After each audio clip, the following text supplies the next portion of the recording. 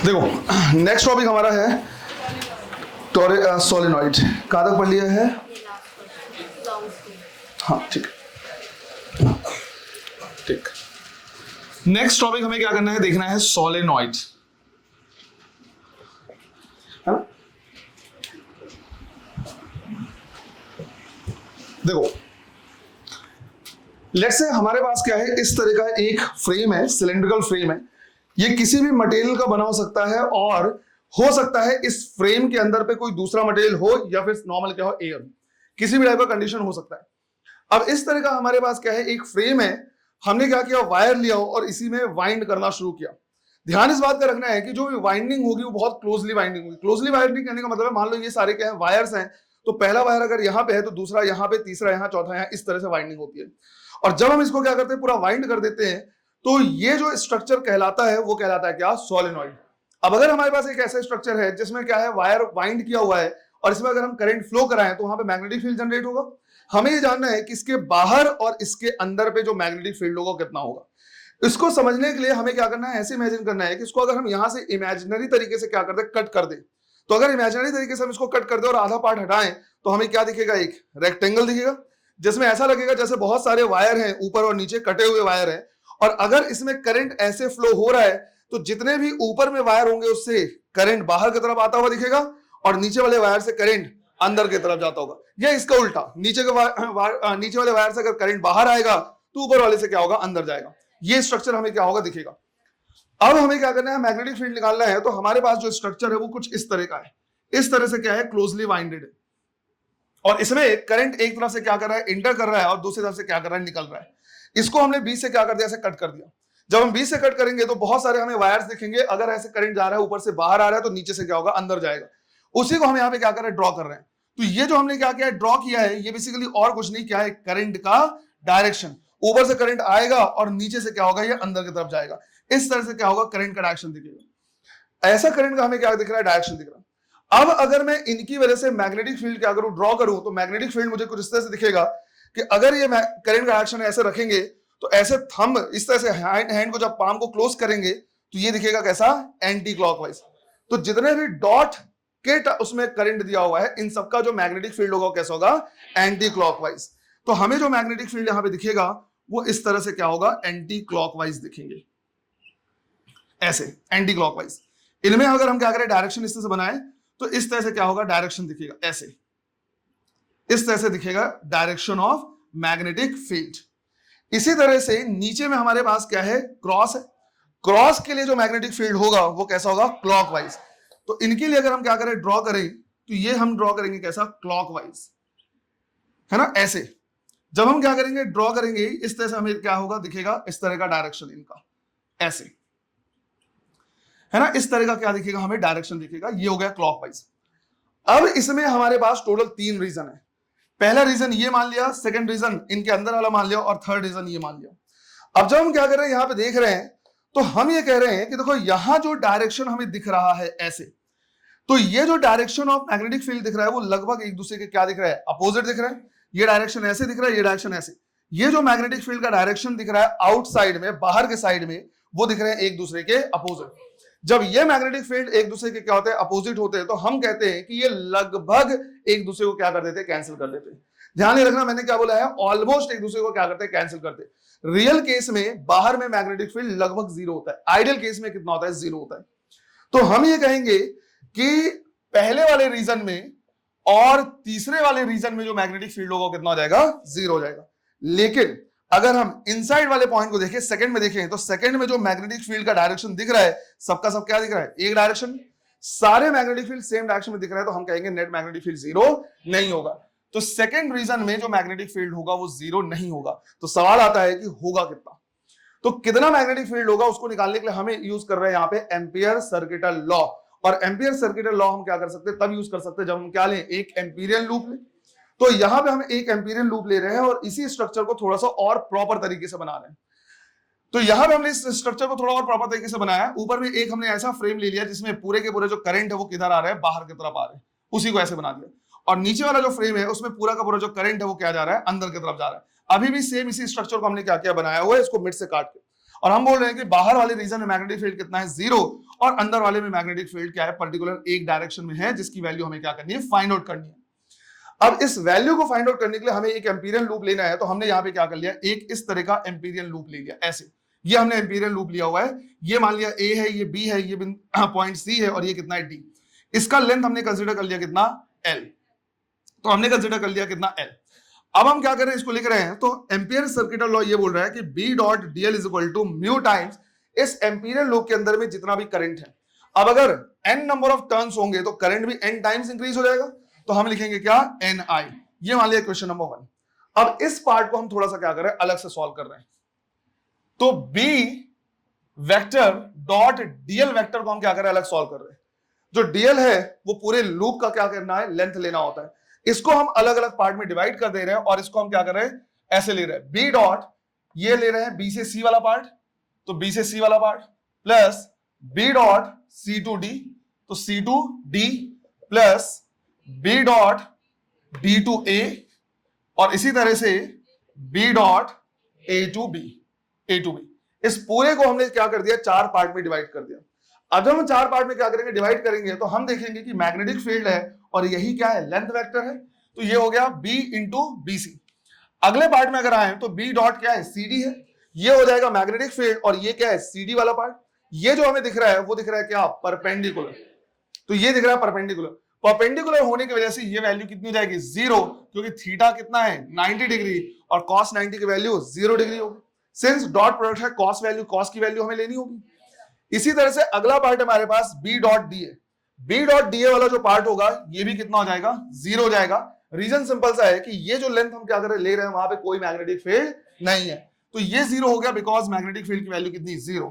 फिर हम लेंगे ये AB वाला पार्ट, AB वाले पार्ट को अगर हम लें तो वापस से इसकी वैल्यू कितनी हो जाएगी 0, क्योंकि दोनों के बीच का एंगल कितना है 90 डिग्री है, जिसकी वजह से जो B डॉट DL है इसके तीन पार्ट 0 हो जा रहे हैं और इफेक्टिव बच रहा है सिर्फ और सिर्फ इतना। तो इसको हम लिख सकते हैं क्या B डॉट BC और B से C की वैल्यू कितनी है L, तो ये सीधा सीधा हो जाएगा कितना B इंटू L। तो यहां पे इस चीज को क्या करना है ध्यान रखना है कि प्रॉपर लेना तो हमें ऐसे चाहिए था, इफेक्टिव लेंथ तो पूरा का पूरा लेना चाहिए था, बट इस इफेक्टिव मतलब लेंथ पूरा लेना चाहिए था एम्पीरियल लूप का, पर इफेक्टिव लेंथ ही कितना आ रहा है सिर्फ और सिर्फ L के बराबर। तो इसको हम क्या कर सकते हैं लिख सकते हैं B dot L is equal to mu naught NI, तो मैग्नेटिक फील्ड को हम लिख रहे हैं mu naught N divide by L into I, और नंबर ऑफ टर्न्स पर यूनिट लेंथ को हम स्मॉल n से क्या कर सकते हैं रिप्लेस कर सकते हैं, और फॉर्मूला आ जाता है हमारे पास म्यू नॉट NI, जहां पे जो n है ये कहलाता है क्या नंबर ऑफ टर्न्स पर यूनिट लेंथ, ये हो जाएगा नंबर ऑफ टर्न्स पर यूनिट लेंथ और इसकी वैल्यू क्या होगी n डिवाइड बाई L। तो एक सिंपल सा फॉर्मूला हमारे पास है म्यू नॉट NI। अगर इसी सोलेनॉइड के अंदर कोई दूसरा मटेरियल हम क्या कर दें इंसर्ट कर दें तो हम कहेंगे with material as a core. जो हम क्या करते हैं सोलेनॉइड के अंदर इंसर्ट करते हैं उसको क्या बोलते हैं कोर बोलते हैं। म्यू नॉट की जगह हमें क्या लिखना पड़ेगा म्यू, तो यही मैग्नेटिक फील्ड हो जाएगा कितना म्यू NI, और म्यू को लिख सकते हैं mu not into mu R। जब तक कुछ नहीं बोला जाएगा तब तक हम यही लेके चलेंगे कि सोलेनॉइड के अंदर में कुछ भी कोर नहीं है। क्लियर है ये? चलो इसे लिखो। देखो अब जैसे हमने क्या किया था इसको सिलिंड्रिकल फॉर्म में लिया था जब कोर, तो ये कहलाया सोलेनॉइड। अगर इसी सोलेनॉइड को मैं क्या कर दूं कोर जो है पूरा का पूरा जो इसका फ्रेम है उसको सर्कुलर कर दूं तो यही जो स्ट्रक्चर कहलाएगा वो कहलाया जाएगा क्या टोरॉइड। तो इसी स्ट्रक्चर को हम कहते हैं टोरॉइड। हम बोल सकते हैं कि जैसे सोलेनॉइड में हमने सिलिंड्रिकल फ्रेम लिया था, टोरॉइड में हमारे पास जो फ्रेम हो कैसा है सर्कुलर है। तो लेट्स से हमने क्या किया है इस तरह का एक सर्कुलर फ्रेम ले लिया है, ये हमारा क्या है सर्कुलर फ्रेम, और इसमें हम क्या कर रहे हैं इसकी वाइंडिंग कर रहे हैं, वायर्स की वाइंडिंग कर रहे हैं। तो काफी क्लोजली वाइंड होते हैं, यहां पे हम सिर्फ ड्रॉ करने के लिए इस तरह से क्या कर रहे हैं थोड़ा सा दूर दूर वाइंड कर रहे हैं। तो वायर क्या होता है इस तरह से वाइंड होते हैं, एक तरफ से करंट इंटर किया और दूसरी तरफ से क्या हो गया बाहर निकल गया। अब इसमें भी तीन रीजन हो गया हमारे पास, ये पहला रीजन हो गया, ये दूसरा रीजन और ये तीसरा रीजन। फर्स्ट और थर्ड में हम क्या करेंगे बोलेंगे कि यहां पे मैग्नेटिक फील्ड कितना हो जाएगा 0, क्योंकि यही मान के चल सकते हैं कि भाई ये क्या एक सोलेनॉइड ही है जिसको हमने क्या कर दिया फोल्ड कर दिया। लेकिन जो सेकंड रीजन है वहां पे मैग्नेटिक फील्ड 0 नहीं होगा। तो जो सेकंड रीजन है यहां पे मैग्नेटिक फील्ड 0 नहीं होगा तो हमें क्या करना है निकालना है कि होगा कितना। तो उसके लिए हमें क्या लेना पड़ेगा, एक एम्पीरियल लूप। तो यहां पे हमने क्या किया है, इसको एक लूप से क्लोज कर दिया है ऐसे, और हमने इसका ऑन एन एवरेज रेडियस हमने मान लिया कितना, आर। तो रेडियस हमने मान लिया आर। अब हम यहां पे लिखेंगे क्या, B dot DL is equal to mu not, और इसके अंदर में again N number of turns आ सकते हैं, तो म्यू नॉट एन आई। यहां पे अगर इंटीग्रेट करें तो जो डीएल का इंटीग्रेशन हो जाएगा वो पूरा का पूरा क्या होगा, इसका perimeter which is 2 pi r is equal to mu not N I. तो जो मैग्नेटिक फील्ड आएगा वो आएगा म्यू नॉट, यहां पे N divide by 2 pi R multiplied by I. अब नंबर ऑफ टर्न्स, और ये क्या है, इसका इंटायर लेंथ है, तो नंबर ऑफ टर्न्स पर यूनिट लेंथ को हम स्मॉल एन लिख सकते हैं। तो मैग्नेटिक फील्ड वापस से आ जाएगा क्या, म्यू नॉट एन आई। बस एक ही डिफरेंस है कि वहां पे नंबर ऑफ टर्न्स का मतलब था सीधा n डिवाइड बाई लेंथ, जो भी हम लीनियर लेंथ ले रहे थे। यहां पे नंबर ऑफ टर्न्स का मतलब क्या है, n divide by 2 pi R. लिखने का बस थोड़ा सा तरीका बदल गया है, अदरवाइज फॉर्मूला दोनों का क्या है, सेम है, mu not N I. Clear है ये? चलो इसे भी लिख लो। तो सोलेनॉइड और टोरॉइड दोनों का ही फॉर्मूला क्या है, B equal to mu not N I, जहां पे ध्यान रखना है जो n है वो नंबर ऑफ टर्न्स पर यूनिट लेंथ है। दोनों में नंबर ऑफ टर्न्स पर यूनिट लेंथ को लिखने का तरीका थोड़ा सा अलग होता है, इसका भी क्या करना है, ध्यान रखना है। क्वेश्चन हमको करने हैं इसी में। पहला क्वेश्चन सिंपल सा लिखना है, the magnetic field inside a long solenoid, magnetic field inside a long solenoid carrying a current of 5 ampere,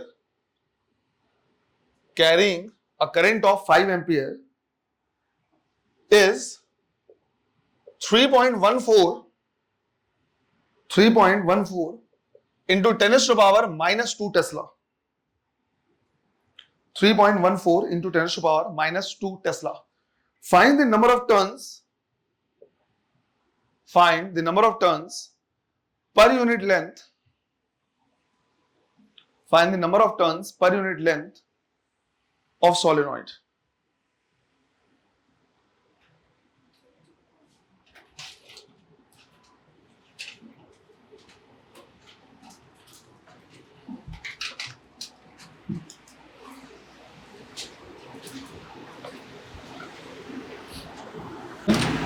क्या है आंसर, 5000।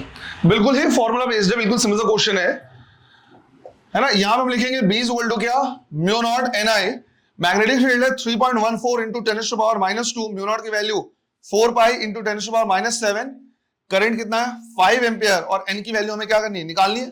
पाई से ये कैंसिल हो जाएगा, 5 इंटू 4 कितना 20, तो एन की वैल्यू आएगी, ये इधर जाएगा तो 10 टू पावर 5 हो जाएगा, डिवाइड बाई 20, तो 100 divide by 20 into 10 to power 3 लिख सकते हैं। तो n की वैल्यू आ जाएगी 5 इंटू 10 टू पावर 3। अगर यूनिट लिखना होगा तो टर्न्स पर मीटर लिखेंगे, है ना। अगर यूनिट लिखना होगा तो टर्न्स पर मीटर लिखेंगे। सिंपल सा क्वेश्चन है। नेक्स्ट क्वेश्चन लिखना है,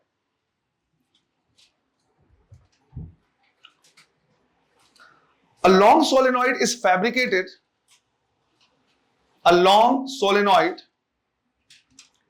fabricated by closely winding a wire, is fabricated by closely winding a wire of radius 0.5 mm, of radius 0.5 mm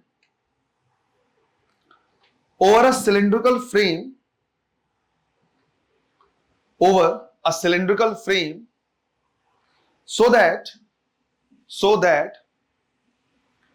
successive turns touches each other.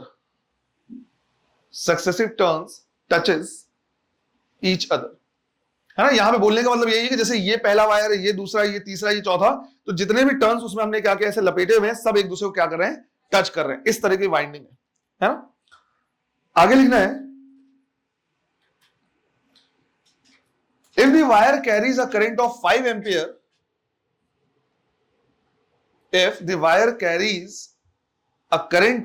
ampere, then find the magnetic field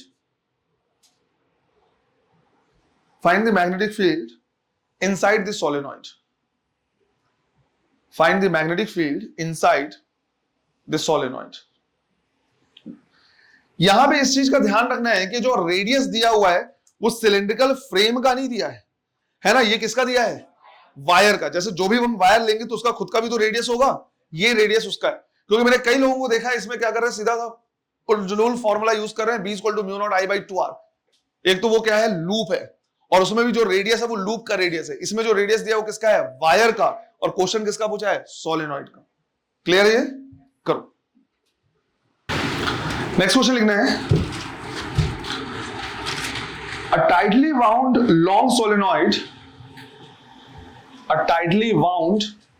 long solenoid carries a current of 2 ampere, full stop. An electron is found to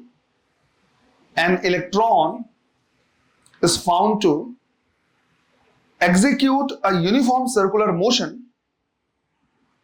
An electron is found to execute a uniform circular motion inside the solenoid with a frequency 10⁻⁸ revolution per second. With a frequency 10⁸ revolution per second. Find the number of turns per meter. Find the number of turns per meter in the solenoid. Number of turns per meter in the solenoid. तुम्हारा answer थोड़ा मोड़ा approximation में चल जाएगा, है ना, थोड़ा approximate लेके आंसर दे सकते हो, कोई दिक्कत नहीं। करो, 1420 है तो 1400 to 1500 लगभग अप्रोक्सीमेट में चल जाएगा, कोई दिक्कत नहीं है।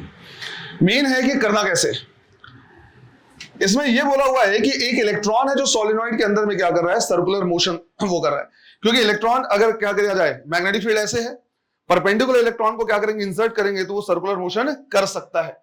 तो हालांकि डायग्राम की जरूरत नहीं है, फिर भी अगर हम क्या करें, ड्रॉ करना चाहें तो हम ऐसे ड्रॉ कर सकते हैं कि भाई ये हमारा क्या है, सोलेनॉइड है। इस तरह से क्या होता है, इसका मैग्नेटिक फील्ड है, और अगर हम इसमें क्या करें, एक इलेक्ट्रॉन को परपेंडिकुलर इंसर्ट करें तो इलेक्ट्रॉन जो है वो सर्कुलर मोशन ऐसे कर सकता है। इसमें ये इलेक्ट्रॉन है जो क्या कर रहा है, सर्कुलर मोशन कर रहा है। अब मुझे क्या करना है, देखना है नंबर ऑफ टर्न्स। तो सबसे पहले फॉर्मूला हमारे दिमाग में सीधा आता है कि भाई मैग्नेटिक फील्ड इक्वल टू क्या लिखते हैं, म्यू नॉट NI।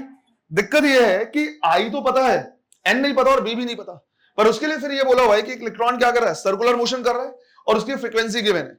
अब इसी चैप्टर में हमने क्या किया, ये पढ़ा हुआ है कि जो इलेक्ट्रॉन अगर सर्कुलर मोशन करे या कोई भी चार्ज पार्टिकल सर्कुलर मोशन करे तो उसका टाइम पीरियड लिखा जाता है कैसे, 2πm/qb। तो फ्रीक्वेंसी क्या हो जाएगा, qb डिवाइड बाई 2πm। यहां से हम क्या कर सकते हैं, मैग्नेटिक फील्ड निकाल सकते हैं। यहां से जो मैग्नेटिक फील्ड हो जाएगा वो हो जाएगा कितना, 2πm nu divide by q।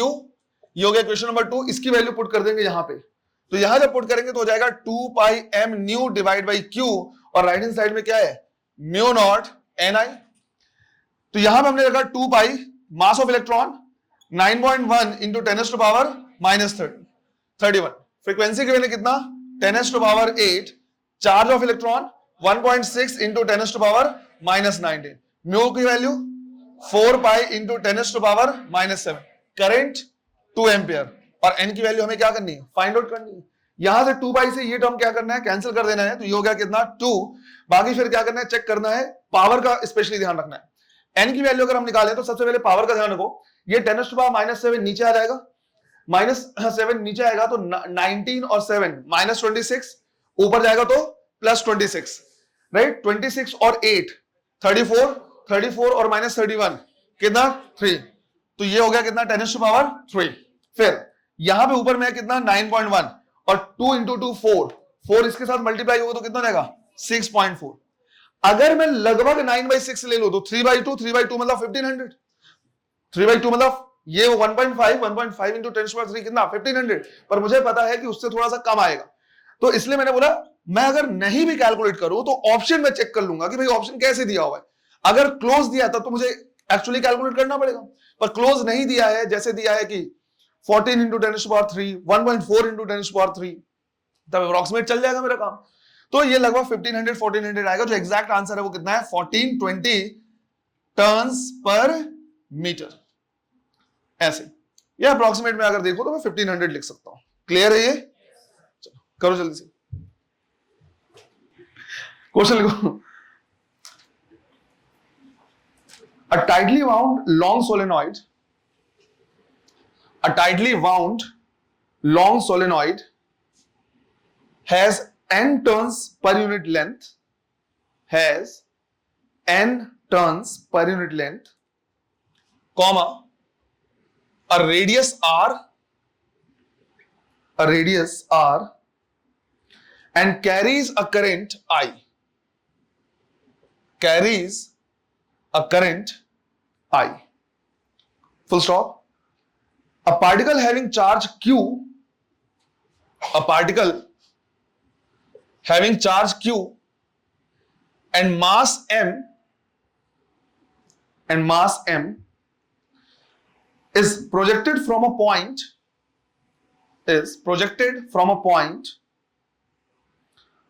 on the axis, projected from a point on the axis in a direction perpendicular to the axis, in a direction perpendicular to the axis. What can be the maximum speed? What can be the maximum speed for which the particle does not strike the solenoid? What can be the maximum velocity, the maximum speed for which particle does not strike the solenoid? पहले तो proper तरीके से पढ़ो कि language क्या लिखा हुआ है, क्या बोलना चाह रहा है, उसके बाद क्या करो, सॉल्व करो। डिवाइड बाय m है, किसी में डिवाइड बाय 2m है, किसी में डिवाइड बाय 4m है, ऐसा करके देख सकता है। वो क्वेश्चन क्या है वो समझना है। यहां पे बोला हुआ है कि हमारे पास क्या है, इस तरह का एक सोलिनॉइड है, राइट? ऐसे सोलिनॉइड है जिसमें जो करंट फ्लो हो रहा है वो कितना हो रहा है, आई करंट फ्लो हो रहा है, और बोला है रेडियस कितना है, आर। इसका रेडियस बोला है आर। अब इसका जो मैग्नेटिक फील्ड होता है वो इस तरह से होता है, राइट? ये इसका क्या है, मैग्नेटिक फील्ड है बी, ये मान लिया हमने, और ये बोला हुआ है कि ये मान लिया हमने इसका क्या है, एक इसका एक्सिस है, ये इसका एक्सिस है। तो इसका जो रेडियस बोला हुआ है वो कितना है, आर। अब बोला हुआ है एक इलेक्ट्रॉन को हमने या एक चार्ज को हमने क्या किया है, इस एक्सिस के एक पॉइंट से ऐसे थ्रो किया है, और कैसे, मैग्नेटिक फील्ड के परपेंडिकुलर। अब मैग्नेटिक फील्ड के परपेंडिकुलर थ्रो करेंगे तो क्या होगा, सर्कुलर पाथ लेगा। अब बोला इसको ऐसे जाना है कि इससे हिट ना करे, तो हम इसको ऐसे थ्रो कर सकते हैं कि जाएगा ऑलमोस्ट यहां से, फिर क्या आ जाएगा, वापस आ जाएगा।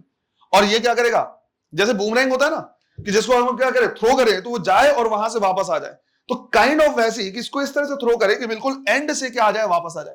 तो ये सर्कुलर पाथ लेगा वैसे भी, क्योंकि परपेंडिकुलर थ्रो किया है। अब इस सर्कुलर पाथ का जो रेडियस होना चाहिए वो कितना होना चाहिए, r/2, क्योंकि एक्सिस से थ्रो किया है तो यहीं से इसको वापस आना पड़ेगा। तो इस सर्कुलर पाथ का डायमीटर हो जाएगा सोलेनॉइड के रेडियस के बराबर, है ना? इसका डायमीटर सोलेनॉइड के रेडियस के बराबर, मतलब ये पूरा r है, तो इसका रेडियस कितना होगा, r/2। यहां से हमें क्या करना है, सॉल्व करना है, राइट? यहां से हमें सॉल्व करना है। तो हम यहां से लिखेंगे सीधा सीधा कि भाई रेडियस कितना है, r/2, और रेडियस इज इक्वल टू क्या लिखते हैं, mv/qb। यहां से मुझे वेलोसिटी अगर मुझे निकालना हुआ तो ये क्या लिखेंगे हम, qbr डिवाइड बाई 2m। और फिर मैग्नेटिक फील्ड की वैल्यू कितनी लिखेंगे, सोलेनॉइड है, मैग्नेटिक फील्ड कितना हो जाएगा, μ0 ni। इसको पुट कर देंगे तो ये हो जाएगा हमारे पास q, यहां पे μ0 nir डिवाइड बाई 2m। अब जिस फॉर्मेट में लिखा रहेगा उस फॉर्मेट में हम ले आएंगे। ध्यान रखना यहाँ पे डिवाइड बाई 2 जरूर आएगा। जो ऑप्शन रहेंगे उसमें कई ऑप्शन ऐसे रहेंगे, ये बिना 2 के रहेगा, उतना ही कंफ्यूजन, उससे ज्यादा है नहीं। यहां तक अगर तुम m पहुंच गए तो कोई बहुत बड़ी बात नहीं है। मेन इस चीज का ही ध्यान रखना है कि इसका जो रेडियस रहेगा वो कितना रहेगा, r/2। क्लियर है ये? चलो नोट करो इसे। सोलेनॉइड का एक क्वेश्चन और करते हैं। क्वेश्चन आसान है, थोड़ा सा केयरफुल रहना, सही तरीके सॉल्व करना है। लैंग्वेज थोड़ा लंबा है, जिसने इसका सबसे पहले आंसर दिया उसके लिए चॉकलेट। क्वेश्चन लिखना है, अ कैपेसिटर ऑफ कैपेसिटी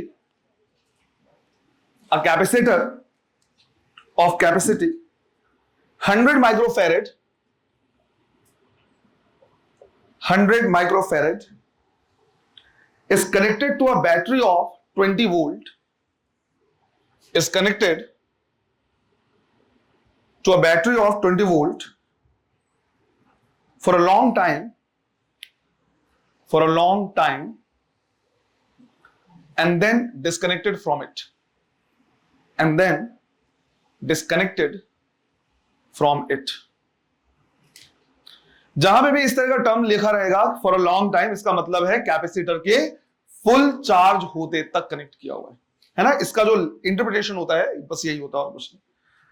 आगे लिखना है, it is now connected across, it is now connected across a long solenoid having 4000 turns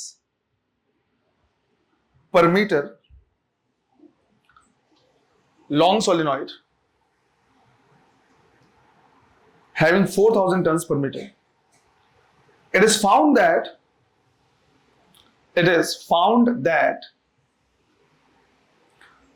potential difference across capacitor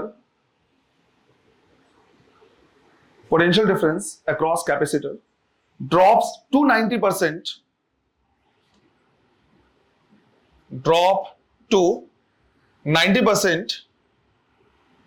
in 2 seconds. 2 seconds.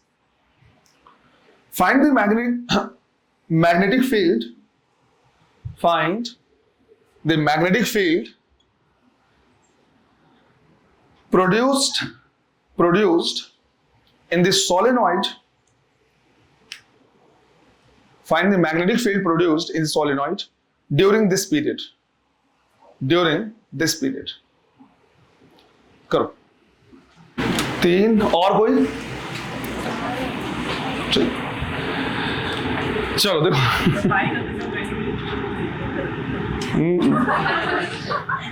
Option में ना पाई दिया होता। कोई दिक्कत नहीं है, ऑप्शन अपने हिसाब से हम चेंज कर लेंगे, कोई दिक्कत नहीं है। मतलब उसमें पाई के टर्म में दिया है नहीं दिया वो अलग बात है, मेन है कॉन्सेप्ट। अब इसमें अगर हम क्या करें, मैग्नेटिक फील्ड निकालें तो मैग्नेटिक फील्ड क्या होगा, म्यू नॉट एन आई। दिक्कत यह है कि करंट नहीं दिया हुआ है, बट जब हम कैपेसिटर को क्या करेंगे, लगाएंगे तो वो चार्ज जो है वो क्या धीरे धीरे क्या होने लगेगा, डिस्चार्ज होगा। तो जब धीरे धीरे वो क्या होगा, निकलेगा, तो उस टाइम से उसमें क्या होगा, करंट फ्लो होगा, है ना। वही चार्ज जो धीरे धीरे क्या होगा, फ्लो होना शुरू होगा, वही क्या है, करंट।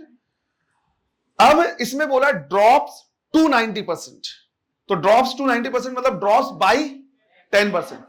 अगर पहले 100% था, अब 90% बचा, तो 10% का चेंज आ गया। तो हम यहां पे लिखेंगे ड्रॉप्स बाई 10%। कितनों को नहीं आ रहा समझ में, कितनों को ये नहीं आ रहा समझ में, ड्रॉप्स टू 90%, तो ड्रॉप्स बाई 10%। ये आया समझ में कि अगर पहले शुरू में 100 वैल्यू है और गिर के कितना हो गया, 90 हो गया, तो कितने से गिरा, 10 से गिरा ना। तो ड्रॉप्स टू और ड्रॉप्स बाई दोनों का मतलब क्या है, तो ड्रॉप्स बाई 10%। और कितना था, 20 वोल्ट, तो 10% ऑफ 20 वोल्ट कितना, 20 वोल्ट कितना, 2 वोल्ट। मतलब 2 वोल्ट से क्या हुआ, चेंज हुआ। पहले 20 वोल्ट था, बाद में 18 वोल्ट हो गया, मतलब 2 वोल्ट से क्या हो गया, चेंज हो गया। अब यहां पे करंट अगर हम निकाले तो करंट क्या होता है, dq बाई dt। चार्ज को मैं लिख सकता हूं d by dt of c into v, c बाहर निकल जाएगा तो क्या आ जाएगा, dv बाई dt। तो करंट यहां से हम निकाल सकते हैं, कैपेसिटेंस है 100 माइक्रोफैरेड मल्टीप्लाइड बाई कितने का चेंज हुआ है, 2 वोल्ट का। कितने टाइम में, 2 सेकेंड में। 2 वोल्ट का चेंज हो गया 2 सेकेंड में। तो ये करंट आ रहा है हमारे पास 10⁻⁻⁴ एम्पियर।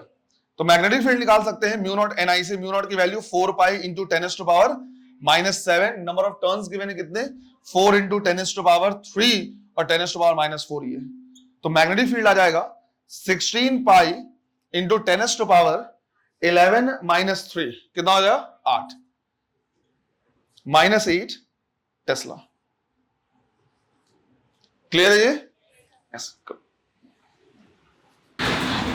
ये हमने पढ़ लिया गया solenoid as well as toroid. Next हमें क्या करना है, देखना है कि जैसे हमें पता है कि कोई करंट कैरिंग वायर है तो उसमें क्या लग रहा है, फोर्स लग रहा है।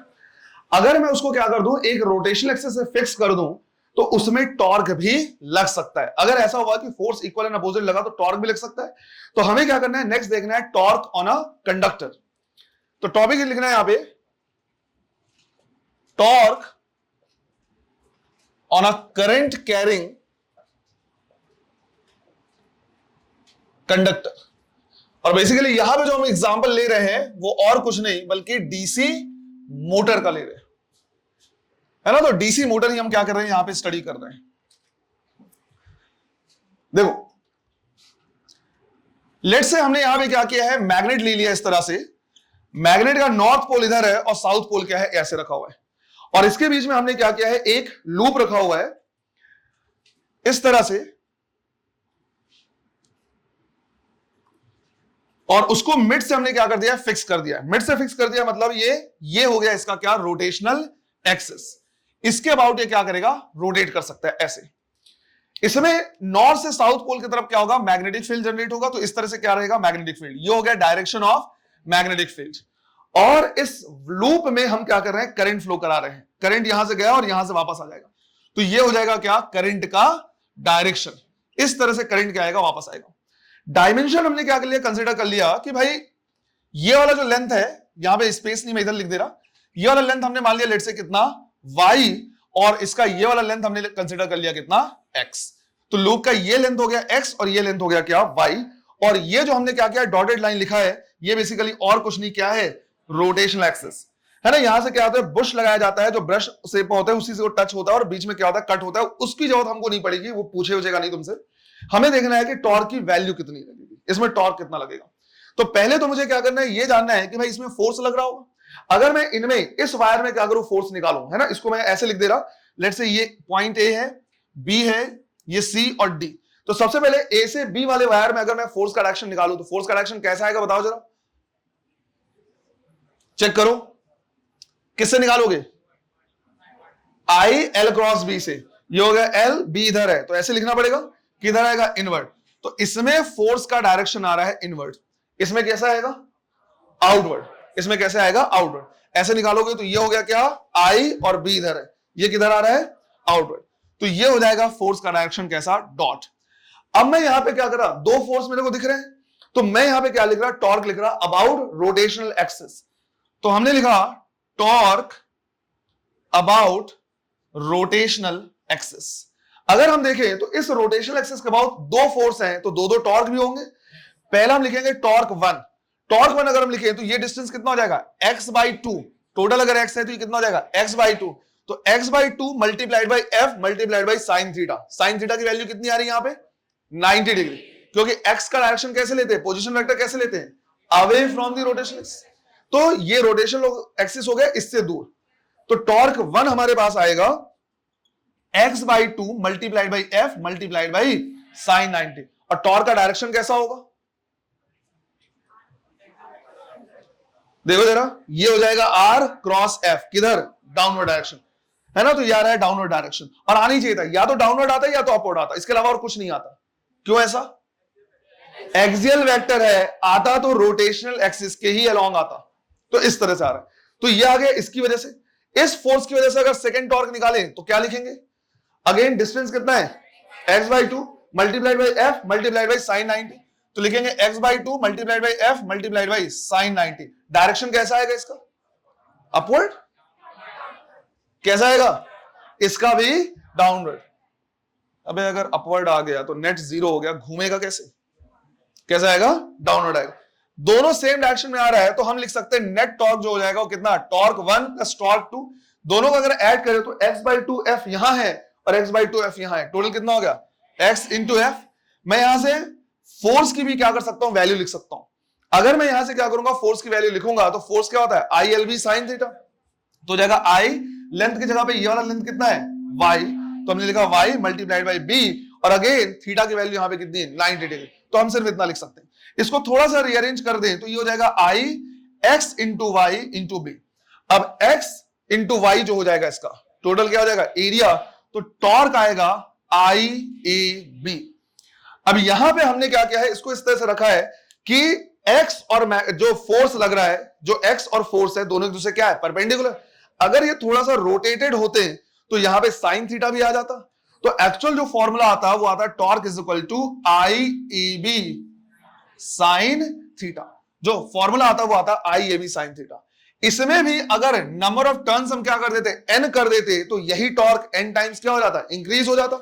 तो हम लिखते हैं for n number of turns, अगर n नंबर ऑफ टर्न्स की हम क्या करते बात करते तो यही टॉर्क हो जाता क्या, N I A B sine theta. Clear है ये? अब यहां पे हमें क्या करना है, एक और टर्म देखना है। टर्म हमारे पास मैग्नेटिक मोमेंट, इसे हम कह रहे हैं मैग्नेटिक मोमेंट, और रिप्रेजेंट करते हैं किससे, m से। मैग्नेटिक मोमेंट को लिखा जाता है m is equal to I into A. ये फॉर्मूला तुमको क्या करना है, ध्यान रखना है। दो फॉर्मूले आएंगे मैग्नेटिक मोमेंट का, एक आ रहा है आई इंटू ए, आगे जाके अगले चैप्टर में परमानेंट मैग्नेट में m इंटू एल, जहां पे स्मॉल m रहेगा वो रहेगा पोल स्ट्रेंथ, तो एक और फॉर्मूला आएगा m इंटू। अब अगर मैं इसको क्या कर दूं, रिप्लेस कर दूं, तो यही टॉर्क का फॉर्मूला हमारे पास आ जाएगा, या फिर n नंबर ऑफ टर्न्स है तो एन आई ए लिख सकते हैं, है ना। एन आई ए को रिप्लेस करेंगे तो क्या आ जाएगा, M B sine theta. Torque का फॉर्मूला आता है एम बी साइन थीटा। या फिर अगर मैं इसी को वेक्टर के फॉर्म में लिखूं तो मैं क्या लिखूंगा, M vector cross B vector. इसका ध्यान रखना कि for N number of turns N I A लिख देंगे।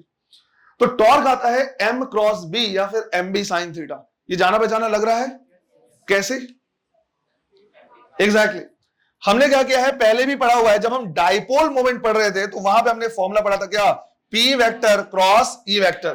टॉर्क था, डाइपोल मोमेंट था, इलेक्ट्रिक फील्ड है। यहां पे टॉर्क है, मैग्नेटिक मोमेंट है और मैग्नेटिक फील्ड, तो इलेक्ट्रिक फील्ड की जगह पे मैग्नेटिक फील्ड आ गया।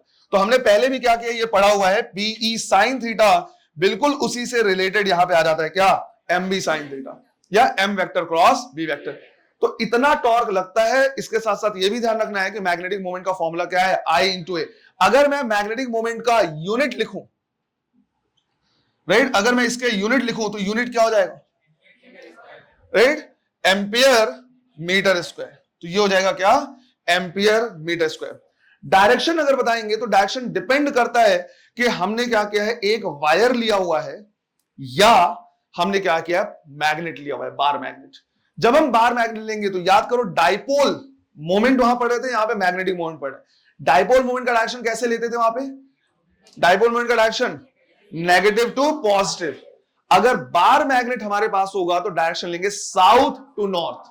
क्या लेंगे, साउथ टू नॉर्थ। लेकिन अगर वायर है तो वायर में कैसे लेंगे, तो जिधर करंट डायरेक्शन होगा उसको क्या करेंगे, रोटेट करेंगे, ऐसे रखेंगे, तो जैसा भी हमें वो एक्सेल के फॉर्म में दिखेगा उसके हिसाब से इसको फोल्ड करेंगे। फोल्ड करने से जो हमें क्या होगा, डायरेक्शन दिखेगा, वही लेंगे उसका मैग्नेटिक मोमेंट का।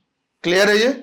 इस तरह से तो कुछ फॉर्मूले हमको क्या करने, ध्यान रखने। एक फॉर्मूला रखना है एन आई ए, फिर या फिर आई इंटू ए, और दूसरा torque is equal to M B sine theta, M cross B.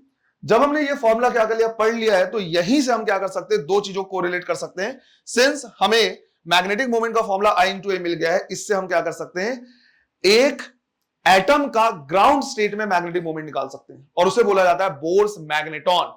तो कल वाली क्लास में हम क्या करेंगे, पढ़ेंगे एटॉमिक मैग्नेटिज्म, जिसमें हम एक एटम का मैग्नेटिक मोमेंट वगैरह निकालेंगे। और दूसरा, सिंस हमें टॉर्क की वैल्यू मिल गई है कि टॉर्क हम निकाल सकते हैं एम बी साइन थीटा, इसी से रिलेटेड हम क्या करेंगे, पढ़ेंगे मूविंग कॉइल गैल्वेनोमीटर, जहां पे क्या करता है, रीस्टोरिंग टॉर्क लगता है। तो वहां पे हम क्या करेंगे, इसको देखेंगे। क्लियर है ये? तो दो टॉपिक हमारे बचा हुआ है, एक एटॉमिक मैग्नेटिज्म और दूसरा मूविंग कॉइल गैल्वेनोमीटर। इसी चैप्टर में कल कंप्लीट हो जाएगा। क्लियर? चलो, थैंक यू।